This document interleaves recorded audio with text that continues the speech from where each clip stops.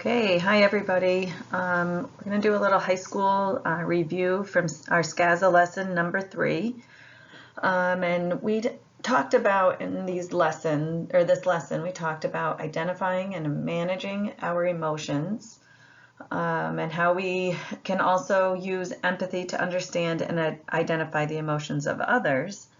We talked about how our facial expressions, our body language, and tone of voice can affect our ability to connect with other people, and how inconsistencies in these elements, such as our facial expressions and our body language and our tone of voice, can lead to miscommunication.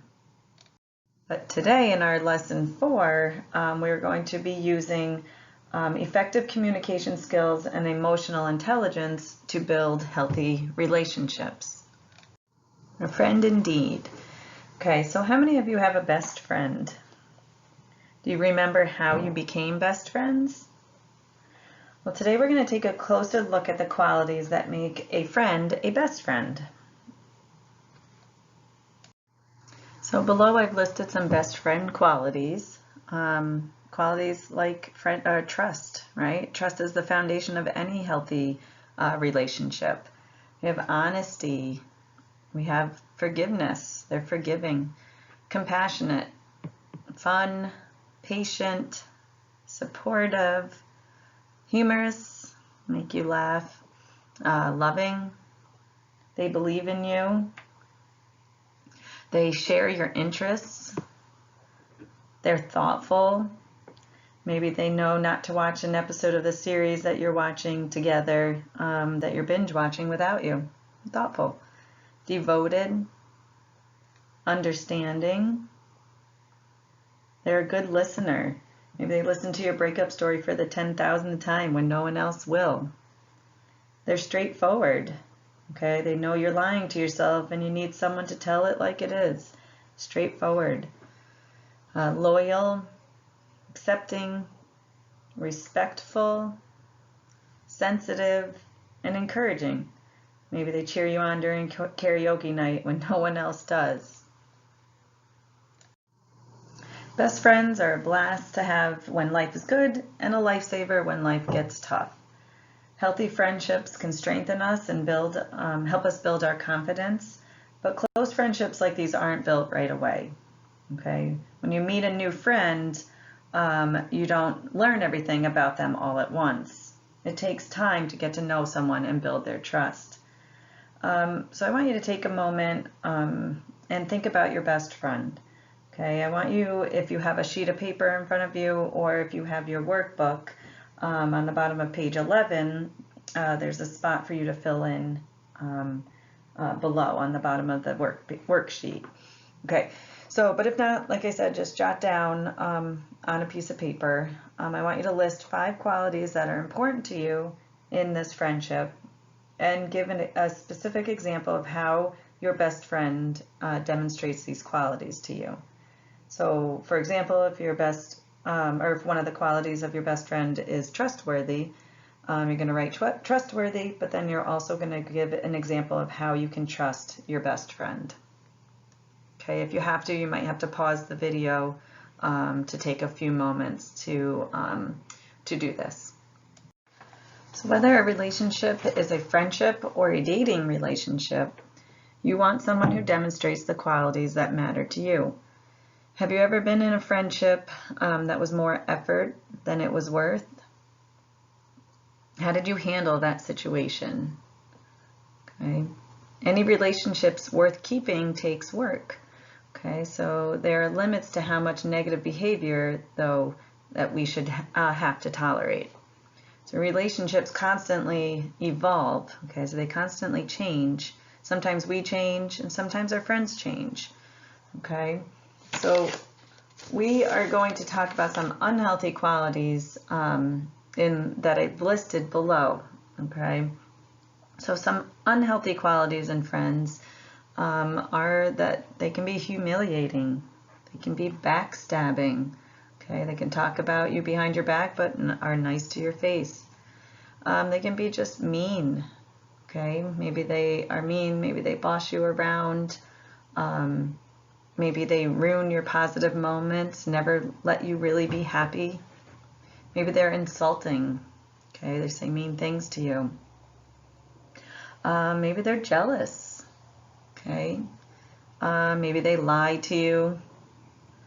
They might be selfish, always about themselves. Okay, maybe their problems are bigger and more important than yours. They could be rude. Okay, and rude in front of other people, to you in front of other people. Be self-involved. Okay, maybe just ignore you when you talk, or talks over you when you're with friends. It could be gossipy. Okay, talk about you behind your back. They could be a bad influence. Okay, they can push you to do things that you know you shouldn't. Remember we talked about peer influence and how our peers can influence us, but ultimately we make the decision. Okay, so by being around someone that's constantly trying to influence you or push you into doing something that you shouldn't do, you're not being a good friend. So maybe something also competes with you all the time, discourages you, they're judgmental, disrespectful, maybe ignores you altogether. It's easy to categorize the things that we like and the things we don't like in our relationships. The reality is, though, that most of people that you meet are a mix of both the good qualities and the bad qualities, or healthy and unhealthy qualities. So our best friends may even demonstrate some of these unhealthy qualities. Probably not all of them, but they might demonstrate some of them along with the healthy qualities. So it's up to us to decide if there are more healthy or unhealthy qualities and if the relationship is worth keeping. So what are some reasons that a friendship might end? Okay, the friendship might end if your friend lies to you or betrays you. Definitely should end if there's violence in the relationship. And maybe friendship might end just because you can't put up with them anymore, right? The things that they do that really make you upset, you just can't take it anymore. Or maybe you've just grown apart. Okay, so what are some reasons that people keep being friends with unhealthy qualities? All right, so keep their friends that have these unhealthy qualities. So sometimes they may have been friends for a really long time. You don't want to give up on your new friend. Sometimes it's easier than making new friends. Maybe the friend is popular, so you want to be around them. But the desire to keep a friendship intact shouldn't prevent us from saying what we feel or asking for what we need from a friend. Okay, so how many of you feel like you could speak to a friend about a strain in your relationship? What are the advantages of talking to your friend about a problem in your friendship? Okay, so by being able to talk to your friend, you let them know what's bothering you. Okay, they may change this behavior that is bothering you. They might not even be aware that they're doing it. And it will make you feel better. And maybe you can keep that friendship healthier and keep it on track. When we have a friendship or a dating relationship that has unhealthy qualities, we have the choice to end that relationship. Okay. However, not all relationships that we will have are going to be the same. Okay. So there will be friendships and relationships that we won't be able to end or walk away from. So the different stages of your life are going to bring different kinds of relationships. For example, when you get a job, you will have to form a professional relationship with your boss. Okay, what other kinds of relationships will you have in your life? Roommates, possibly, neighbors, professors, landlords. Okay, so these relationships will also depend on the healthy qualities we identified at the beginning of the lesson. So when you graduate high school and you grow up, you will find a place to live, right? So unless you plan to live out in the middle of nowhere with absolutely no one around, except for wildlife, most likely you will have neighbors, okay? And as neighbors, you will be connected with each other. So what are the benefits of this kind of relationship? A neighbor could be there to look out for you.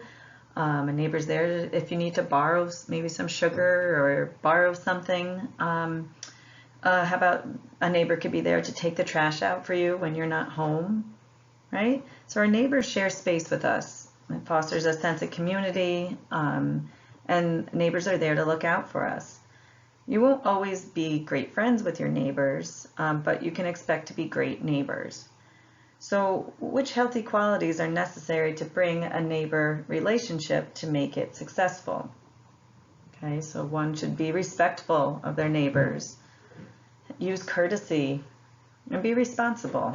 Okay, responsible for the things that are for your property. Okay, and what can happen if one or both neighbors do not bring these qualities to the relationship? Well, that's where you get fighting, tension, and uncomfortable feelings towards one another. Okay, so let's take a look at some different types of interpersonal relationships and some dilemmas that you might face in these relationships. So it could give you an idea of what you could do if you were in this situation, how you could handle this relationship. So the first scenario is has to do with a professor and a student relationship. Okay, so a student-professor relationship. And the scenario states that you were excited to take an introduction to psychology. So when you go to college, that will be one of your courses most everyone will have to take. Okay, however, your excitement subsided when you realized you and your professor did not see eye to eye. You turn in 2 papers, and it seems your professor did not agree with your opinions. As a result, you didn't get the grades you expected. This class is a prerequisite for Psychology 101, which you plan to take next semester, and it's too late to drop the class. You don't have any other option except to endure the semester with this professor. Okay, so this is a situation that could happen. It could actually have happened with a teacher in your school. Okay, so not every relationship is going to be easy and smooth. So what healthy qualities are necessary to make the student-professor relationship successful?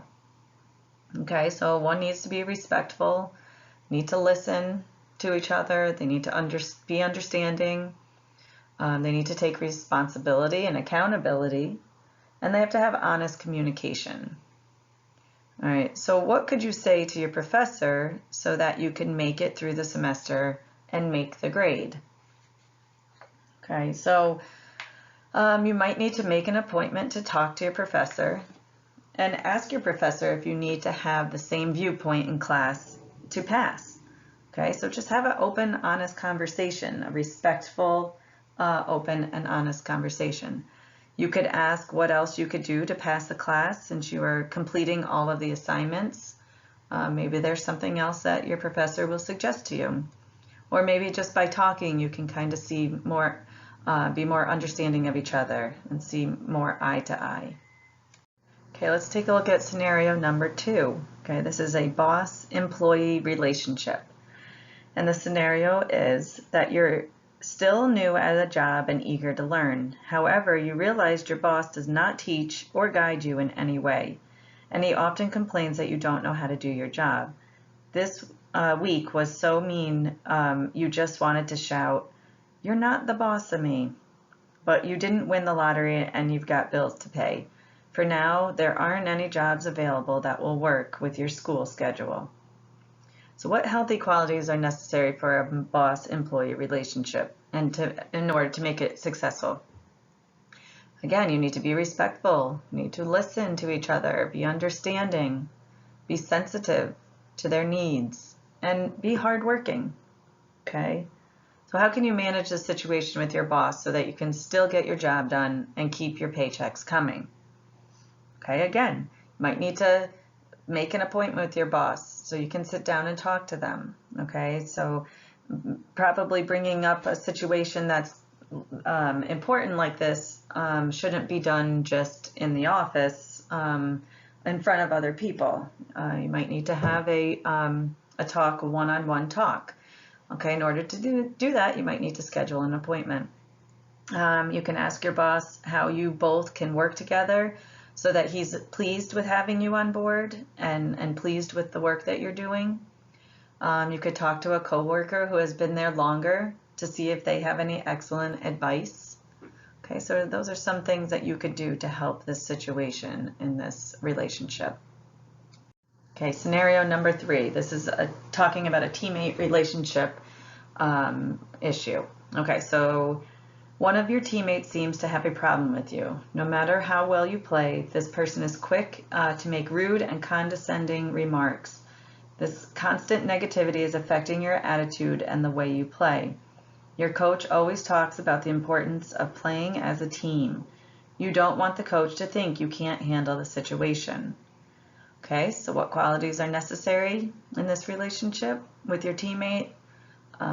Respect, trust, responsibility, and devotion. Okay, so what can you do to manage this situation with your teammate? So you can explain to the teammate that you have common goals that you need to reach together, and assertively. Remember, to be assertive, you need to stand up for your what you have to say and your needs. Make sure you're using a firm, confident tone of voice, and also not being rude. Remember, assertive is using a calm, firm voice to get your point across. So assertively say, I would like to understand why you criticize me when I play well. Okay, so you're confronting that person, and hopefully by talking it out, this relationship could be resolved in a positive way. Okay, situation number 4, scenario number 4, with a coworker relationship. So someone you work with. All right, you love your job, but your coworker doesn't. She's bitter about working 9 to 5, and every day she acts like it's her prison sentence for the next 40 years. Listening to this coworker complain is emotionally taxing, and to make matters worse, she sits right in front of you. You really need this job and love it. However, 50% of your day is spent listening to her complain, and you struggle to get your work done. Okay. What positive or healthy qualities are necessary in this relationship? Again, respect, staying positive when all you're hearing is negativity, encouragement, and compassion. Okay. So how can you resolve the situation with your coworker so that you can get all of your work done? Possible solution to this problem would be maybe to encourage your coworker to keep positive and look on the bright side. Have a conversation with them to explain how this is affecting your daily job, and see what you can do and how you can both work it out together. Okay, so again, confronting and talking assertively, not being rude, and just talking about how you're feeling. Hopefully, discussing the problem with the other person is all it takes to resolve the conflict, but it's always not always that easy. So what could you do if the other person isn't willing to talk or doesn't care about resolving the problem? In a situation like that, you might need to involve someone else, okay, like a coach or another adult. You also might need to talk to someone else to get another idea, maybe, of how to handle the situation. Okay, all relationships require healthy qualities like trust and honesty. Understanding healthy relationship qualities and how they are demonstrated in a variety of interpersonal relationships will help you make your relationships successful. So now that we've learned these skills, these important skills in life, like making good decisions, managing our emotions, effective communication, and how to build and keep strong, healthy relationships, We're going to talk about the rest of the lessons. We're going to get into talking more about substance use and abuse, and how using these skills can keep us on track from reaching our goals, okay, and not letting these substances get in the way, okay, these risky behaviors. And so next lesson, we're going to start talking about the effects of alcohol use. Okay, so again, if you have any questions or comments, please email me at scazaprevention@gmail.com, and I will get back to you. All right, have a great week until we see you next time. Bye-bye.